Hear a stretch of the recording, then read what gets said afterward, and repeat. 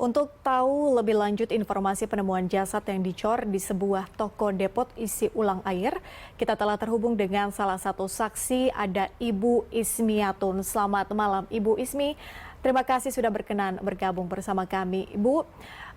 Jadi siapa, Bu, yang pertama kali mengetahui atau menemukan jasad yang dicor ini?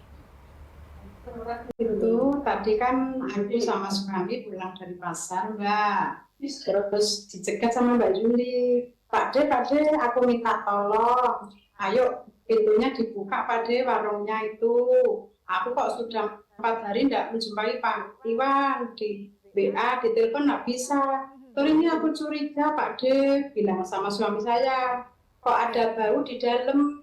Yuk Pak De dicari, yuk Pak De. Terus sama suamiku, sama Mbak Juli itu tadi dibuka, Mbak. Dibuka, terus dicari-cari, ternyata di pojok itu ada kaki yang terlihat. Langsung suamiku keluar, gitu. Ibu, Yuli ini siapa, Bu? Bisa diceritakan mungkin atau digambarkan lebih lanjut atau lebih jelas?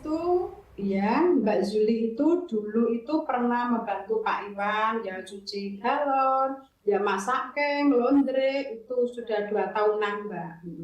Tapi akhir-akhir ini Mbak Juli tidak kuat, kan sering sakit, hanya itu ambil bajunya Pak Iwan di laundry sama ngirim makanan gitu. Nah yang terakhir di situ itu Mas Husen katanya, wong aku juga nggak kenal.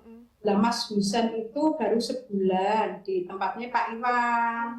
Lah kemarin itu Mas Husen itu menyerahkan kunci ke Mbak Juli, kunci gudang itu, kunci kendaraan. Bu, ini saya mau pulang ke Banjarnegara, kata Mbak Juli loh itu. Terus Mbak Juli bilang gini loh, apa sudah pamit sama Pak Iwan, Mas? Sudah kemarin, sudah pamit hari Jumat. Itu Mbak. Berarti ada beberapa karyawan ya, Bu, ya, pada saat kejadian?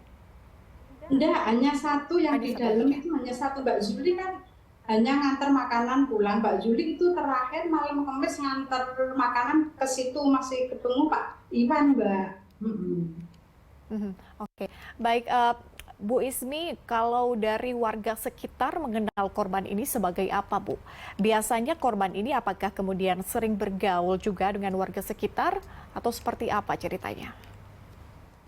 Kalau bergaulnya tidak, itu Pak Iwan itu pekerja keras, Mbak. Jadi kalau nggak punya karyawan itu cuci galon, ngirim sendiri, ngisi sendiri. Pokoknya orang itu sibuk banget. Nggak pernah sampai ngomong-ngomong sama tetangga. Masalahnya dia itu pekerja keras, Mbak.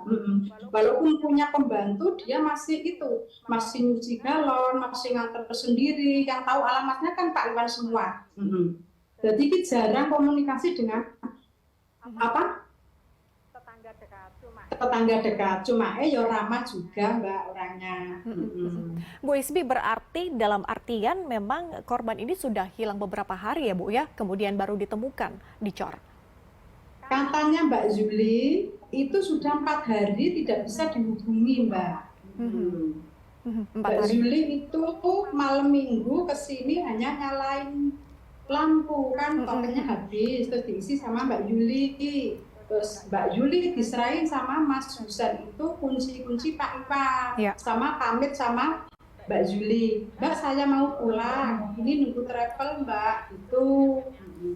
Oke, Bu Ismi, kalau dari pengamatan Ibu Ismi dan juga warga sekitar, apakah kemudian ada terlihat gerak-gerik yang bisa dikatakan mencurigakan begitu ya sebelum korban hilang? Apakah itu untuk korban sendiri atau mungkin keadaan sekitar di tempat usaha tersebut? Tidak ada sama sekali, Mbak, tidak mencurigakan dan tidak ada yang dicurigai. Itu cuma kata orang itu hari Jumat itu banyak yang mau beli gas, aqua. Loh lah kok tutup gitu. Sabtu juga tutup. Lah kok aku tadi dengar dari Mbak Juli itu malam minggu kok Mas Husen kok masih di situ nyerahin kunci. Hari-hari itu di dalam apa di luar saya juga tidak tahu, Mbak. Baik, kita nantikan bagaimana proses penyelidikan lebih lanjut terkait dengan kasus ini. Terima kasih Bu Ismi sudah berkenan bergabung bersama kami di Berita Satu Malam. Salam sehat Ibu. Terima kasih.